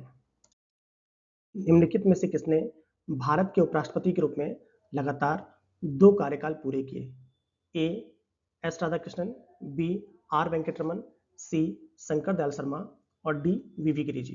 तो आपको बताना है ऐसे कौन से उपराष्ट्रपति थे जिन्होंने लगातार 2 कार्यकाल पूरे किए। उम्मीद है आपने इसका आंसर लगा लिया होगा। तो इसका सही आंसर हमारा क्या हो जाएगा, ऑप्शन ए सर्वपल्ली राधाकृष्णन जी, जिन्होंने 1952 से लेकर 1962 तक लगातार वो 2 टर्म में उपराष्ट्रपति रहे और उसके बाद वो भारत के राष्ट्रपति भी बने। आइए अगला क्वेश्चन देखते हैं। 1975 में आपातकाल की घोषणा के समय भारत के राष्ट्रपति कौन थे। ए वीवी गिरी जी, बी फखरुद्दीन अली अहमद, सी शंकर दयाल शर्मा और डी जाकिर हुसैन। तो आपको बताना है 1975 में जो आपातकाल लगा था उस समय भारत के राष्ट्रपति कौन थे। उम्मीद है आपने इसका आंसर लगा लिया होगा। तो इसका सही आंसर हमारा क्या हो जाएगा, ऑप्शन बी फखरुद्दीन अली अहमद साहब, यही उस समय भारत के क्या थे, राष्ट्रपति थे। और आप जानते हैं आपातकाल कब लगा था, तो 25 जून 1975 को हमारे यहाँ क्या लगा था, आपातकाल लगा था। उसमें प्रधानमंत्री कौन थी, इंदिरा गांधी जी थी। ये सब याद रखिएगा। आइए अगला क्वेश्चन देखते हैं। भारत के राष्ट्रपति को पद ग्रहण से पहले शपथ कौन दिलाता है। ए मुख्य न्यायाधीश, बी लोकसभा अध्यक्ष, सी उपराष्ट्रपति और डी प्रधानमंत्री। तो आपको बताना है भारत के राष्ट्रपति जी को पद ग्रहण से पहले शपथ कौन दिलाता है। उम्मीद है आपने इसका आंसर लगा लिया होगा। तो इसका सही आंसर हमारा क्या हो जाएगा, ऑप्शन ए मुख्य न्यायाधीश, जो भारत के चीफ जस्टिस होते हैं, चीफ जस्टिस ऑफ इंडिया, वे ही हमारे राष्ट्रपति जी को शपथ दिलाते हैं। ये बात बिल्कुल याद रखें। हाँ, अगर अनुपस्थित है तो जो वरिष्ठतम न्यायाधीश होंगे सर्वोच्च न्यायालय के, वो ये कार्य करेंगे। इसका प्रावधान किसमें है तो बताएंगे सर, आर्टिकल 60 में इसका प्रावधान है। इस बात को याद रखेगा। आइए अगला क्वेश्चन देखते हैं। भारत के निम्नलिखित उपराष्ट्रपतियों पर विचार करें। First V V Giri, second G S Pathak, third B D Jatti, fourth M Hidayatullah. तो आपको बताना है कि इसमें से कौन सा भारत में उपराष्ट्रपतियों का क्रम है। उम्मीद है आपने इसका आंसर लगा लिया होगा या आप इसका आंसर लगा रहे होंगे। आइए इसका सही आंसर देखते हैं। इसका सही आंसर हमारा क्या हो जाएगा, ऑप्शन ए, ये क्रम से ही लगे हुए हैं। ठीक है, जिसमें आप देखेंगे आपका पहले वीवी गिरी जी हैं, फिर जीएस पाठक साहब हैं, फिर आपके बीडी जत्ती जी हैं और फिर आपके मोहम्मद हिदायतुल्ला साहब हैं। तो ये क्रम से देख लीजिएगा। आइए अगला क्वेश्चन देखते हैं। निम्नलिखित में से कौन उपराष्ट्रपति राष्ट्रपति नहीं बना। ए न्यायमूर्ति हिदायतुल्ला जी, बी आर वेंकटरमन जी, सी कृष्णकांत जी और डी डॉक्टर जाकिर हुसैन। तो आपको बताना है इसमें से कौन से उपराष्ट्रपति थे जो राष्ट्रपति नहीं बन पाए। उम्मीद है आपने इसका आंसर लगा लिया होगा। तो इसका सही आंसर हमारा क्या हो जाएगा, ऑप्शन सी कृष्णकांत जी। क्योंकि जो कृष्णकांत जी थे ये उपराष्ट्रपति थे और ये राष्ट्रपति नहीं बन पाए थे। इसके अलावा जो भी विकल्प आप देख रहे हैं सभी लोग राष्ट्रपति बने थे, जिसमें हिदायतुल्लाह साहब जो थे वो कार्यवाहक राष्ट्रपति बने थे, ये भी बात याद रखिएगा। आइए अगला क्वेश्चन देखते हैं। राष्ट्रपति राज्यसभा में कितने सदस्यों को नामित कर सकता है? ए 14, बी 6, सी 12 और डी 16। तो आपको बताना है जो राष्ट्रपति जी है वो राज्यसभा में कितने सदस्यों को नामित कर सकते हैं। उम्मीद है आपने इसका आंसर लगा लिया होगा। तो इसका सही आंसर हमारा क्या हो जाएगा? ऑप्शन सी 12, क्योंकि आप जानते हैं अनुच्छेद 80 के तहत जो राष्ट्रपति जी हैं वो 12 सदस्यों को नामित कर सकते हैं, जो कौन कौन से हैं जो आप जानते हैं विभिन्न क्षेत्रों के हो सकते हैं, इसमें कला, साहित्य, विज्ञान आदि क्षेत्र हैं। आइए अगला क्वेश्चन देखते हैं। निम्नलिखित में से किस राष्ट्रपति की अपने कार्यकाल के दौरान मृत्यु हो गई थी? A doctor Zakir Hussain, B doctor Rajendra Prasad, C V V Giri और डी डॉक्टर सर्वपल्ली राधाकृष्णन। उम्मीद है आपने आंसर लगा लिया होगा कि ऐसे कौन से राष्ट्रपति थे जिनका इनके कार्यकाल के दौरान ही स्वर्गवास हो गया था। उम्मीद है आपने इसका आंसर लगा लिया होगा। इसका सही आंसर हमारा क्या हो जाएगा? ऑप्शन ए, जो डॉक्टर जाकिर हुसैन साहब था इनके कार्यकाल के दौरान ही निधन हो गया था, याद रखिएगा। और ये भारत के से पहले राष्ट्रपति थे जिनका इनके पद के रहते हुए ही मृत्यु हो गई थी। इसके बाद जो कार्यवाहक बने थे राष्ट्रपति वो आपके वीवी गिरी साहब बने थे, ये भी आप याद रखिएगा। अगला क्वेश्चन देखते हैं। राष्ट्रपति अपना त्यागपत्र किसे देता है? ए मुख्य न्यायाधीश, बी संसद, सी उपराष्ट्रपति और डी प्रधानमंत्री। तो आपको बताना है जो राष्ट्रपति हैं वो अपना त्यागपत्र किसे देते हैं। उम्मीद है आपने इसका आंसर लगा लिया होगा। इसका सही आंसर हमारा क्या हो जाएगा? ऑप्शन सी, क्योंकि आप जानते हैं जो राष्ट्रपति हैं ये वाइस प्रेसिडेंट को, जिन्हें हम उपराष्ट्रपति कहते हैं, इन्हें ये अपना त्यागपत्र देते हैं। किस आर्टिकल में? तो बताएंगे सर, अनुच्छेद 56/1/A के प्रावधान में ऐसा दिया गया है कि जो राष्ट्रपति हैं वो अपना त्यागपत्र किसको देंगे? उपराष्ट्रपति जी को देंगे। आइए अगला क्वेश्चन देखते हैं। भारत की थल, जल और वायु सेना का प्रमुख कौन होता है? ए प्रधानमंत्री, बी राष्ट्रपति, सी रक्षा मंत्री और डी 2 और 3 दोनों। उम्मीद है आप आंसर लगा रहे होंगे कि जो आर्मी, नेवी और एयरफोर्स का चीफ कौन होगा। उम्मीद है आपने इसका आंसर लगा लिया होगा। तो इसका सही आंसर क्या हो जाएगा?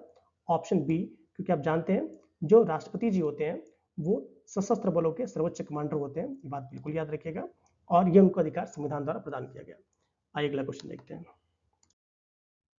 निम्नलिखित में से कौन सा कथन सही नहीं है? ए राष्ट्रपति सशस्त्र बलों का प्रमुख है, बी संसद किसी क्षेत्र को अनुसूचित क्षेत्र घोषित कर सकती है, सी राष्ट्रपति वित्त आयोग के अध्यक्ष का चयन करता है, डी राष्ट्रपति अनुसूचित जाति जनजाति की स्थिति की जांच हेतु आयोग नियुक्त कर सकता है। तो आपको बताना है इसमें से कौन सा स्टेटमेंट आपका गलत है, अर्थात सही नहीं है। उम्मीद है आपने इसका आंसर लगा लिया होगा। इसका सही आंसर हमारा क्या हो जाएगा? ऑप्शन बी, क्योंकि आप जानते हैं पार्लियामेंट वो डिक्लेयर नहीं करती, डिक्लेयर करने का काम कौन करता है? राष्ट्रपति जी करते हैं। जो किसी भी अनुसूचित क्षेत्र को घोषित करने का अधिकार किसके पास होता है? राष्ट्रपति का होता है। ये किस संविधान के प्रावधान में? तो बताएंगे सर, ये 5वीं अनुसूची में दिया गया है, ये बात बिल्कुल याद रखिएगा। आइए अगला क्वेश्चन देखते हैं। भारत में सशस्त्र बलों का सर्वोच्च कमांडर कौन होता है? ऑप्शन ए राष्ट्रपति, बी प्रधानमंत्री, सी रक्षा स्टाफ प्रमुख और डी रक्षा मंत्री। तो आपको ये बताना है भारत में जो सशस्त्र बल है इनके सर्वोच्च कमांडर या सुप्रीम कमांडर कौन है। उम्मीद है आपने इसका आंसर लगा लिया होगा। तो इसका सही आंसर हमारा क्या हो जाएगा? ऑप्शन ए, क्योंकि आप जानते हैं जो राष्ट्रपति जी होते हैं वो सर्वोच्च कमांडर होते हैं सशस्त्र बलों के, ठीक है, याद रखिएगा। और ये सेना, नौसेना, वायुसेना का औपचारिक नियंत्रण भी करते हैं। आइए अगला क्वेश्चन देखते हैं। भारतीय संविधान के अनुसार भारत का प्रथम नागरिक कौन है? ए राष्ट्रपति, बी लोकसभा अध्यक्ष, सी उपराष्ट्रपति और डी प्रधानमंत्री। तो आपको ये बताना है कि हमारे संविधान के अनुसार भारत का प्रथम नागरिक हम किसे मानते हैं। उम्मीद है आपने इसका आंसर लगा लिया होगा। तो इसका सही आंसर हमारा क्या हो जाएगा? ऑप्शन ए, क्योंकि आप जानते हैं जो राष्ट्रपति जी होते हैं वो भारत के प्रथम नागरिक माने जाते हैं। जो राष्ट्रपति होता है वो सर्वोच्च संवैधानिक प्रमुख होता है और राष्ट्र का प्रतीकात्मक प्रमुख भी होता है। आइए अगला क्वेश्चन देखते हैं।